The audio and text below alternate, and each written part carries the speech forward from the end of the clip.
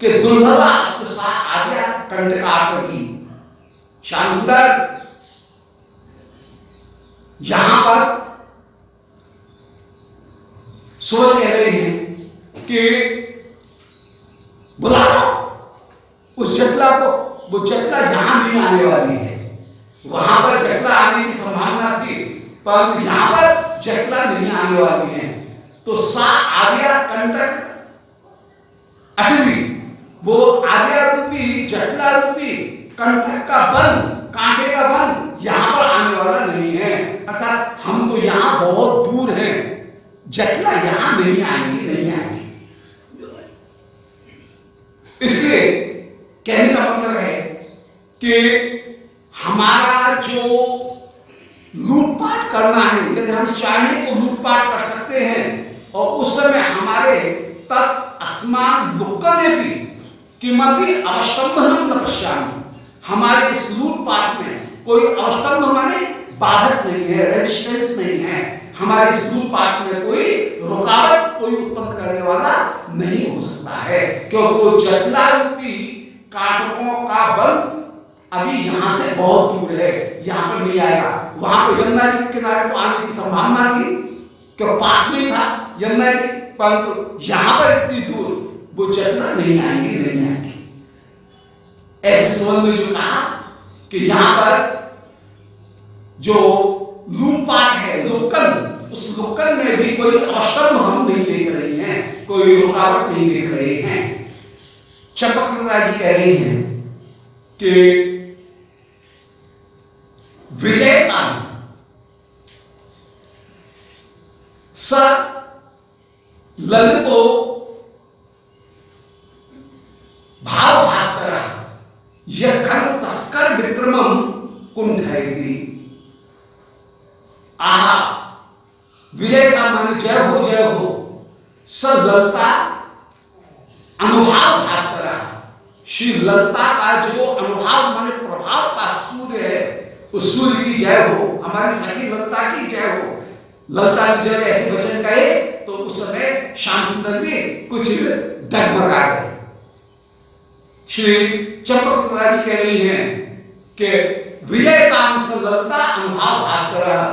हे ललिता, ललिता का विजय रूपी सूर्य, उसकी जय हो, जय हो। जो यखन तस्कर विक्रमम कुंठयति, जो तुम शरीर के तस्करों के विक्रम को, पराक्रम को कुंठित कर देता है। क्योंकि एक सामान्य नियम है, व्यवहार है कि सूर्य उदय होने पर चोर भाग जाते हैं अपने आप। रात्रि में चोरी करने के लिए आते हैं और प्रभात काल होने पर चोर, सूर्य उदय होते ही चोर भाग जाते हैं।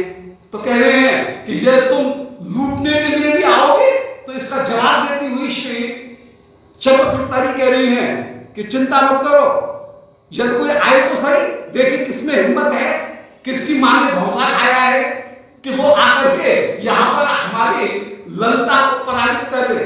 हमारी ललिता के पराक्रम का विक्रम जय हो, जय हो। अर्थात मेरी ललिता जो भी लूटने वाले हैं उनको रोकने में समर्थ है, उसकी जय हो, जय हो। जो कि तस्कर विक्रमम कुंठयति, तुम सभी के चोरों के पराक्रम को कुंठित कर देने वाली है। ऐसे जिस समय कहा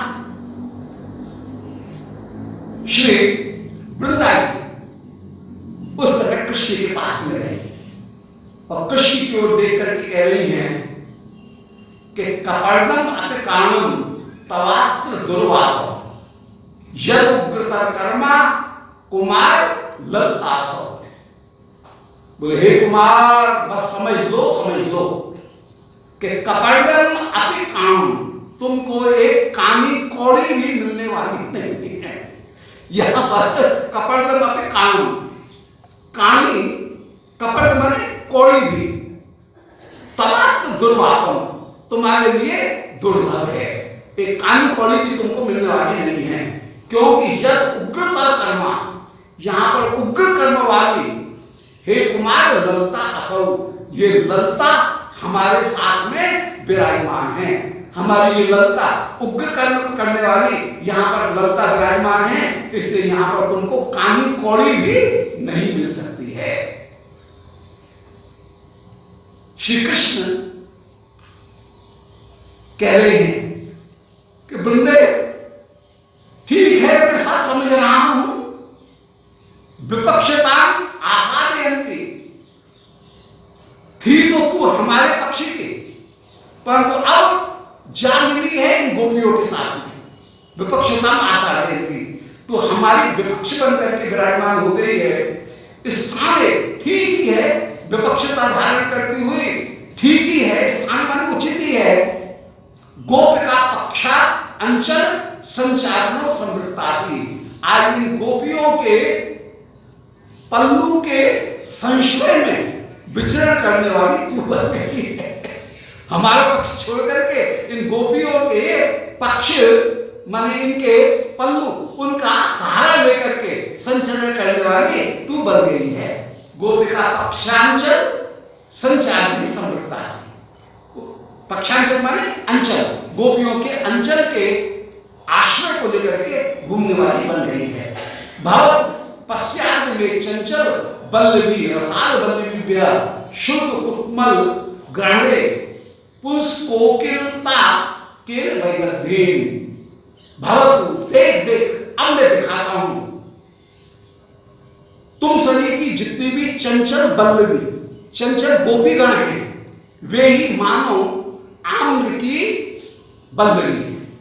तुम गोपी तो हो आम की बल्लरी, और मैं वो पुरुष कोकिल हूं।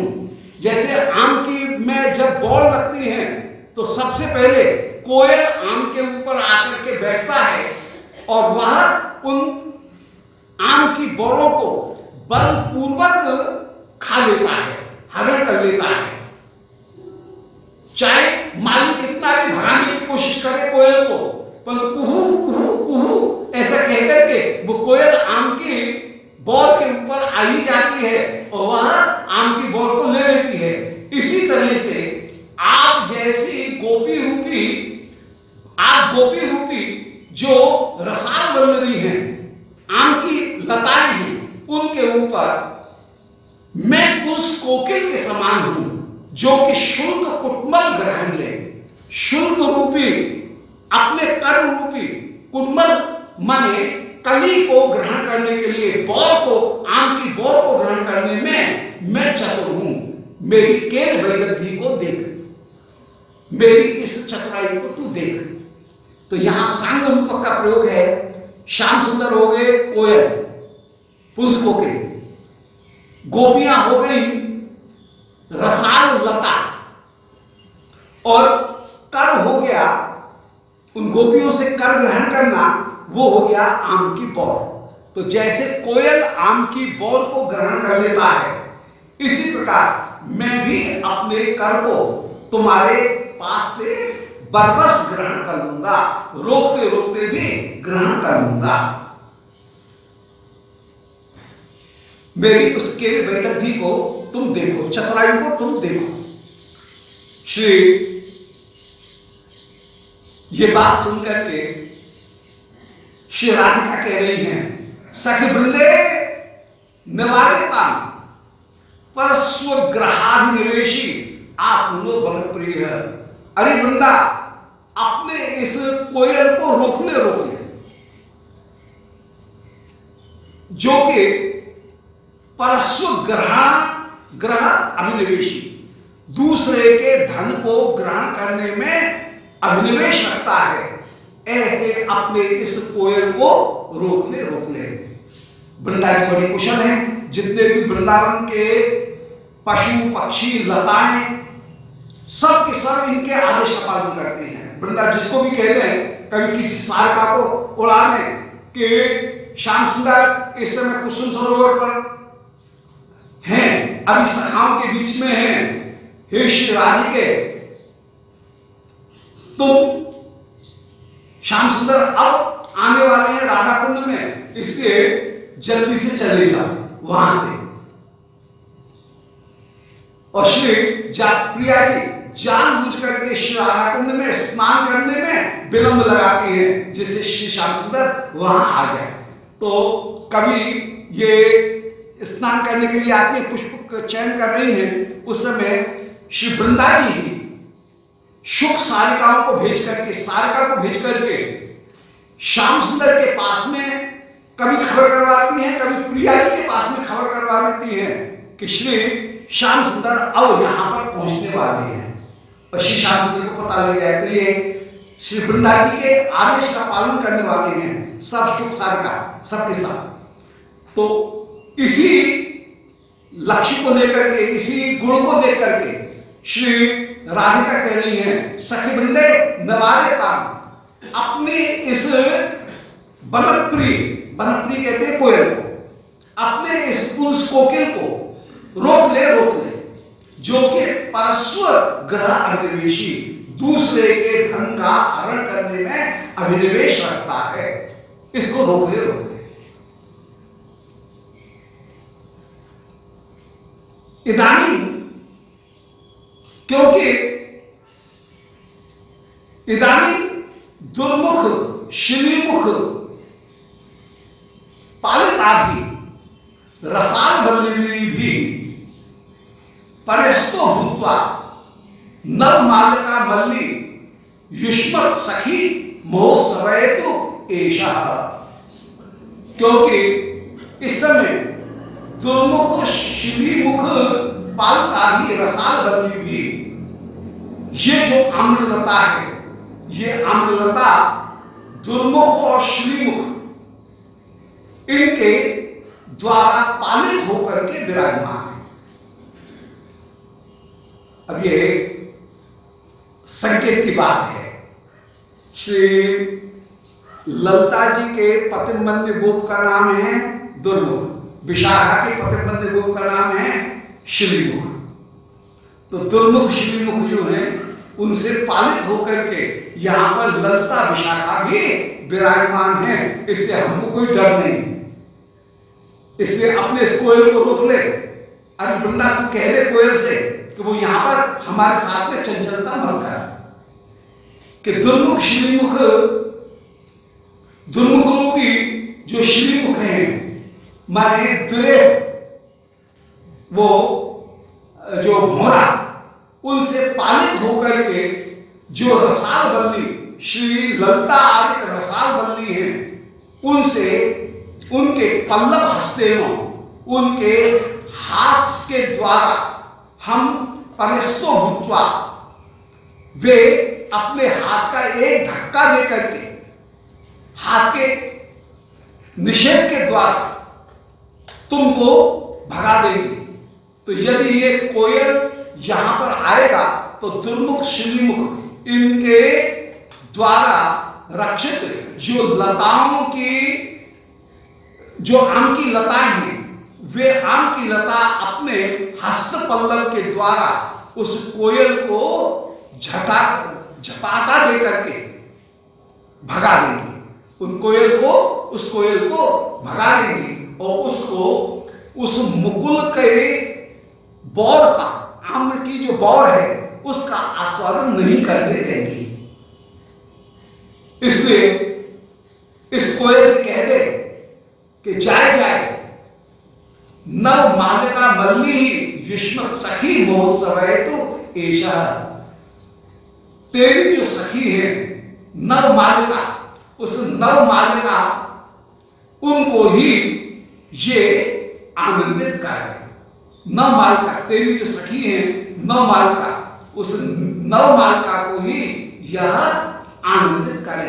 अर्थात अन्य नायिकाओं के पास में नव मालिका का तात्पर्य है कि श्री चंद्रावली जी, पद्मा, शैव्या, इनके पास में ये कोयल जाए, वहां पर आनंद करे, ये आम्र की बौर इसको प्राप्त होने वाली नहीं। तो नव मालिका बल्ली ही ऐश आनंद है, तो उनको ये आनंद सुख है, तो उनको ये आनंदित करते हुए विराजमान। तो सखी वृंदे, दोबारा सुन ले, सखी वृंदे दूसरे के धन को हरण करने में अभिनिवेश रखने वाले अपने इस बनप्रिय कोयल को रोक दे। बनप्रिय कोयल ये कृष्ण के लिए कहा जा रहा है, क्योंकि इस समय हम सुरक्षित हैं श्री ललिता और विशाखा से। उन रसाल बल्लभियों से, उन आम की लताओं से हम सुरक्षित हैं, जो कि दुर्मुख श्रीमुख पालिता भी, दुर्मुख और श्रीमुख भ्रमर उनके द्वारा पालित हैं। अर्थात इनके रक्षक भी ये अकेले नहीं हैं, ये अपने रक्षकों के द्वारा सुरक्षित होकर के भी विराजमान हैं। ऐसी रसाल बल्ली भी इन ललिता विशाखा रूपी रसाल बल्लियों के द्वारा हम सुरक्षित हैं, और वे रसाल बल्लियां अपने पत्ते रूपी हाथों से उस नवमालिका, उस कोयल को झपाटा दे करके कहीं दूर हटा देंगी, भगा देंगी। परस्पो भूतवा, उनके झपेटे में आकर के वह दूर हो जाएगा। इसलिए ये कोयल नवमालिका मल्ली युष्मत सखी महोत्सव हेतु, अरे वृंदा तेरी सखी, वो नवमालिका जो है, उस नवमालिका मल्ली उनके साथ में ही आनंद करें। यहां पर श्री वृंदा जी की ही एक दो वन देवियां हैं। उन दो वन देवियों का नाम है मल्ली और भृंगी। भृंगी और मल्ली और रंगी, ये मल्ली और रंगी श्री वृंदा देवी जी की ही दो वन देवी हैं। तो श्री राधा रानी कह रही है, चंद्रावती जी का नाम नहीं ले रही है, ये मल्ली नाम लेकर के, मल्ली नाम करके जो श्री वृंदा जी की जो एक सखी हैं, वृंदा जी की दासी हैं, वन देवी हैं, वृंदा जी की ही वन देवी होकर के वृंदा जी की सखी हैं मल्ली और रंगी, भृंगी, ये सब सखी हैं वृंदा जी की युद्ध की। उन मल्ली रंगी के साथ में ये विहार करता हुआ ये कोयल विराजमान हो, हमारी सखी श्री राधिका उनका संग धरे। क्या ये पूरा का पूरा माने जो एक जो प्रसंग है, एक जो दूर दृश्यावली है, पेनोरमा है, उस पूरे पेनोरमा को यहाँ पर श्री राधा रानी कहीं प्रस्तुत कर रही है। उसी संदर्भों, उन सारे संदर्भों को लेकर के श्री गोविंद नाम में और अन्यत्र जो विदग्ध माधव में जो संदर्भ दिए हैं, उन संदर्भों को लेकर के यहाँ पर बड़ी गूढ़ बात कह रही हैं कि इस रसाल लता की, रसाल माने आम, इस आम्र लता की बोर को ये भौरा आस्वादन नहीं करे, क्योंकि ये मुख्य आम्रलता, यह ललिता विशाखा रूपी अन्य आम्र की लताओं से सुरक्षित है। और वे ललिता विशाखा वे भी अकेली नहीं है, उनके पीछे भी उनके रक्षकगण विराजमान हैं, द्विरेफ जो हैं वे विराजमान हैं, भृंगगण विराजमान हैं, उनके पति जो हैं वे विराजमान हैं। दुर्मुख श्रीमुख, ये दुर्य पति जो हैं उनसे दुर्मुख नाम करके जो पतिमन्य गोप हैं उनसे सुरक्षित होकर के ये लता विराजमान है। यदि ये कोयल बलपूर्वक यदि इस आम्र मंजरी की उस बौर का आस्वादन करना चाहेगा, तो ये आसपास की जो लताएं हैं वे अपने हाथ का झटका दे करके उस कोयल को दूर भगा देंगी। इसलिए अपने कोयल को समझा ले और उससे कह दे कि वो मल्ली रंगी के पास में जाए, श्री राधिका रूपी आम्र की जो लता है उनके ऊपर ये पुंसकोकिल नहीं आए, नहीं आए। ऐसे जिस समय कहा श्री कृष्ण प्रिया के वचन कह करके कह रहे हैं, सुन करके कह रहे हैं कि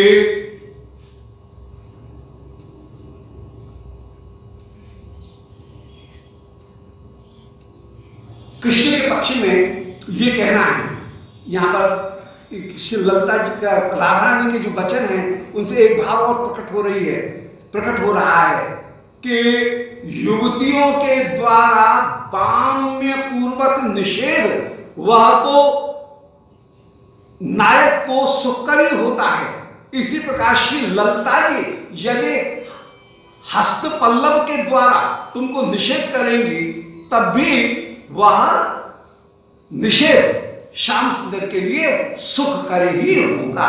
ये कहीं संकेत भी इसके द्वारा प्रकट हो रहा है। श्री कृष्ण खेल खेल में मुस्कुराते हुए इसी के उत्तर देते हुए कह रहे हैं, ये तो व्यंजना थी कि नायिका का निषेध भी नायक के उल्लास को बढ़ाने वाला होता है। ये रस पक्ष में श्री राधिका के वचन से भाव भी रस के अनुरूप प्रकट हो रहे थे। श्री कृष्ण इस वचन को सुनकर के खेल खेल में मुस्कुराते हुए कह रहे हैं कि घट्ट शुल्क प्रदान आयो गोहातिथ्य ग्रहायवा स्पृहाते हेम गौरांगी गिरस्ता गोचरी करो। अब फालतू की बात हमको नहीं करनी है। श्याम सुंदर कह रहे हैं आपके सामने हम दो विकल्प रख रहे हैं, इन दो विकल्पों में से कोई सा एक विकल्प चुनो। या तो घट्ट शुल्क प्रदान है, हमारा जितना घाटी का शुल्क बनता है उसको नकद हमको दो। यदि तुमको बिल्कुल कैश में सारा व्यवहार करना है तो या तो हमको बिल्कुल नकद घट्ट शुल्क प्रदान है, घट्ट का जो शुल्क है उसको प्रदान करो। यदि नहीं देती हो तो जितना शुल्क है वो जब तक हमको प्राप्त नहीं हो जाएगा और उसके ऊपर जितना दंड मिलेगा उसके लिए आप नुकुंज मंदिर हमने तैयार कर रखा है। जैसे जो दान चोरी करता है, माने कर की चोरी करता है, फिर उसे कहीं जेल में डाला जाता है, ऐसे श्याम सुंदर कहने का तात्पर्य है कि गुहातिथ्य ग्रहायवा, हमने गुफा भी तैयार करके रखी है, उस गुफा में आतिथ्य ग्रहण करने के लिए आप बता। दोनों विकल्प आपके लिए खाली है। या तो नकद हमको जितना टैक्स बनता है उतना टैक्स दो, और या गुफा तैयार है, उस गुफा में हमारे आतिथ्य को ग्रहण करते हुए विराजमान हो। ये ऐसी वैसी जेल नहीं है, ये तो बड़ी एक क्लास जेल है। आतिथ्य, उसमें आतिथ्य पूर्वक आपका सत्कार किया जाएगा, उसमें आप बंदी बन करके हमारे साथ में विराजमान हो। हमारे उस बंदी गृह में आतिथ्य, गुफा में आतिथ्य ग्रहण करने वाले विराजमान हो। स्पृहाते हेम गौरांगी, इन दोनों विकल्पों के बीच में ऑप्शन दो रखे हैं, इन दोनों विकल्पों के बीच में तुम्हारी जिसमें स्पृहा हो हे गौरांगी गिरस्तान गोचरी को, उसी वाणी को हमको बता दो। 1 मिनट की बात है, सारी बात खत्म हो। या तो हमारा जितना कर है वो दे दो, नहीं हो तो आतिथ्य ग्रहण करने के लिए पधारो, वहां पर आपको बहुत आराम से रखेंगे। उस गुहा ग्रह में भी आपको बड़े आराम से, बड़े सुखपूर्वक, सारी सुविधाओं के साथ में आप वहां पर आतिथ्य ग्रहण करते हुए विराजमान। श्री किशोरी जी उस समय शेर शम अवज्ञा नाटक ऐसा कहकर के ईर्षा करती हुई, अवज्ञा श्याम सुंदर की कहकर के अवज्ञा करती हुई तू श्री तिष्ठती, वहीं टेढ़ी होकर के चुप होकर के खड़ी हो जाती है। अवज्ञा का मानो टेढ़ी खड़ी होकर कह रही है कि लोग हमारा देखे कोई कैसे बिगाड़ कर ले, ऐसा कहकर के ऐंठ करके अवज्ञा का आचरण करती हुई चुप होकर के खड़ी हो जाती है।